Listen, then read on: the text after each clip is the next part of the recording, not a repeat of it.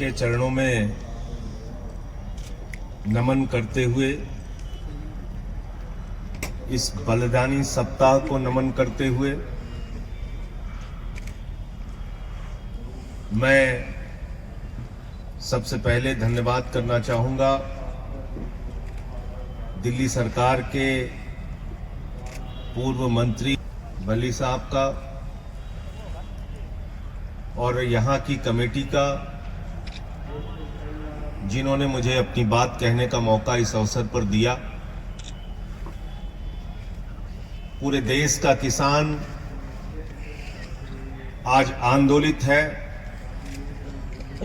देश के करोड़ों किसानों की एक ही मांग है कि ये काला कानून वापस लिया जाए, और अपनी इस मांग को लेकर पंजाब में, हरियाणा में, उत्तर प्रदेश में, राजस्थान में, कर्नाटक में, केरल में, तमिलनाडु में, बिहार में, पूरे हिंदुस्तान के अंदर लाखों लोग सड़कों पे उतरे। और पिछले कुछ महीनों से पंजाब और हरियाणा में तो सारा काम छोड़कर किसान सड़कों पर आंदोलन कर रहा है, सरकार से फरियाद कर रहा है, गुहार लगा रहा है, विनती कर रहा है कि इन काले कानूनों से हमें निजात दिलाइए, इन काले कानूनों को वापस लीजिए। लेकिन ऐसी क्या जिद है, ऐसी कौन सी मजबूरी है जिसकी वजह से मोदी जी की सरकार ये काला कानून वापस नहीं ले पा रही? और वो मजबूरी मैं आपको बताना चाहता हूं। जब पार्लियामेंट के अंदर ये बिल आया, ये काला कानून आया, मैंने उसी दिन कहा था ये कानून किसानों के हित में नहीं है, बल्कि ये कानून हिंदुस्तान के करोड़ों किसानों के डेथ वारंट पे मोदी सरकार ने साइन किया है, और इसलिए हम इसका विरोध करते हैं। और हमने पार्लियामेंट के अंदर माइक तोड़ा था, मुझे निलंबित कर दिया गया। पूरी की पूरी भारतीय जनता पार्टी ऊपर से लेकर नीचे तक रो रही थी, संजय सिंह ने तो माइक तोड़ दिया, संजय सिंह ने तो माइक तोड़ दिया। अरे आज तो तुम किसानों की हड्डियां तोड़ रहे हो। मुझे निलंबित किया गया तो तुम्हारी सरकार को भी निलंबित किया जाना चाहिए।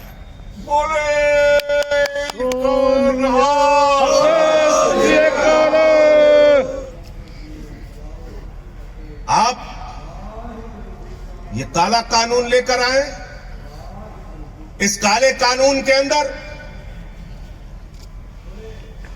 एमएसपी की गारंटी का एक शब्द नहीं। मैंने पूछा इसमें एमएसपी की गारंटी कहां है? बोले साहब मोदी जी ने भाषण दे दिया, आप मान लीजिए। मैंने कहा भाई मोदी जी ने कहा था 15 लाख हर खाते में आएंगे, बाद में कह दिया जुमला है। मोदी जी ने कहा था 2 करोड़ रोजगार हर साल मिलेंगे, बाद में कह दिया जुमला है। मोदी जी ने कहा जीएसटी से देश में दूसरी आजादी मिल जाएगी, बाद में राज्यों का शेयर नहीं दिया। मोदी जी ने कहा था इस देश के अंदर नोटबंदी से देश की तकदीर बदल जाएगी। अब नोटबंदी के फायदे हमें गिनाना तो दूर की बात है, जो नुकसान हुए इस पर बातचीत करना नहीं चाहते। मोदी जी तो थाली के भी फायदे गिनवा देते हैं, ताली के भी गिनवा देते हैं। मोदी जी के भाषण से एमएसपी की गारंटी नहीं मिलेगी। अगर मुझे एमएसपी नहीं मिली, न्यूनतम समर्थन मूल्य नहीं मिला, तो महेंद्र गोयल जी, अगर मैं किसी जज के सामने जाऊंगा तो जज साहब कहेंगे कानून में कहां लिखा है बताओ। और तब मैं अगर कहूंगा कि मोदी जी का भाषण जज साहब आपने नहीं सुना, तो वो हमारी याचिका लेंगे और उसको कूड़ेदान में डाल देंगे। कहेंगे कानून से एमएसपी मिलती है, भाषण से एमएसपी नहीं मिलती, भाषण से एमएसपी नहीं मिलती। दूसरा, आपने इस कानून के अंदर कॉन्ट्रैक्ट फार्मिंग की बात लिखती, यानी किसान को उसके ही खेत में पूंजीपतियों का गुलाम बना दिया जाएगा।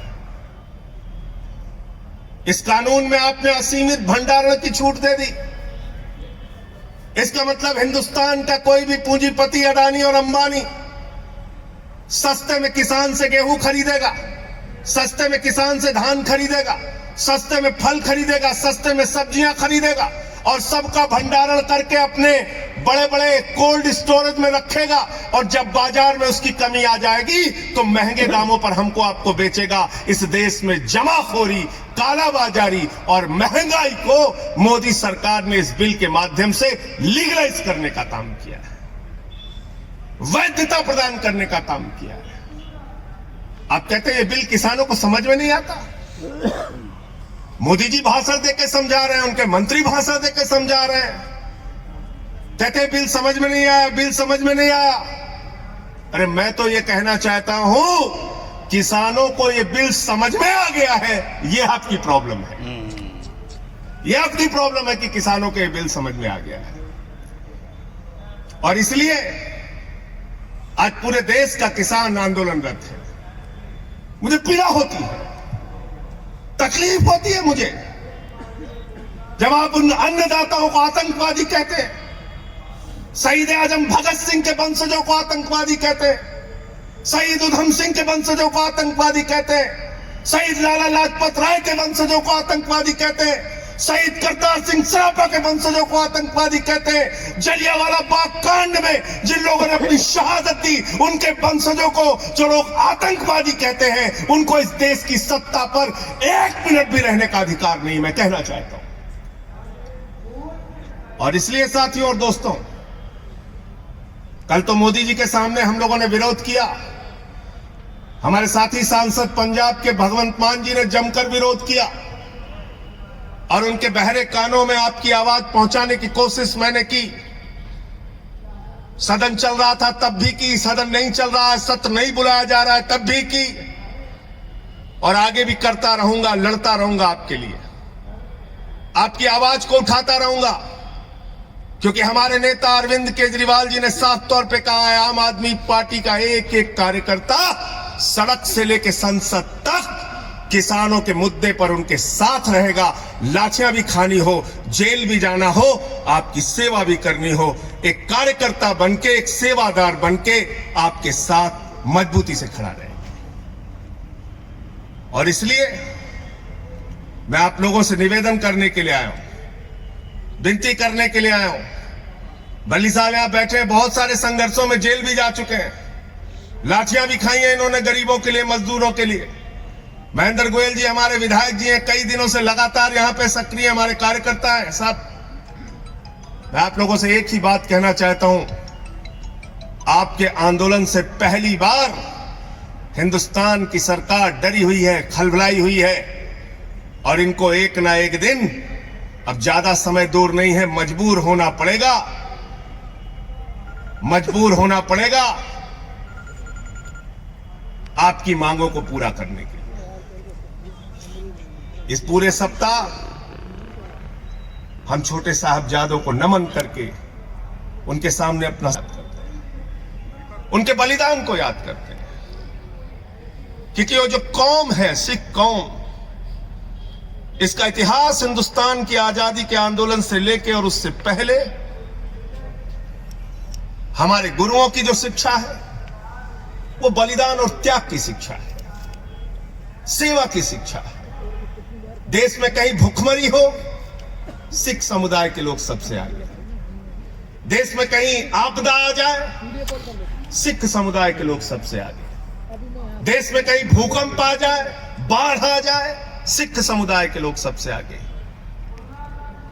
तो इस कौम को, अपने गुरुओं को नमन करते हुए, छोटे साहबजादों के त्याग और बलिदान को याद करते हुए, उसके सामने सर झुकाते हुए हम सब ये संकल्प लेते हैं कि इस लड़ाई को हम लड़ेंगे और जीतेंगे। बहुत बहुत धन्यवाद और आभार, आपने मुझे यहां बुलाया और अपनी बात कहने का मौका दिया। धन्यवाद।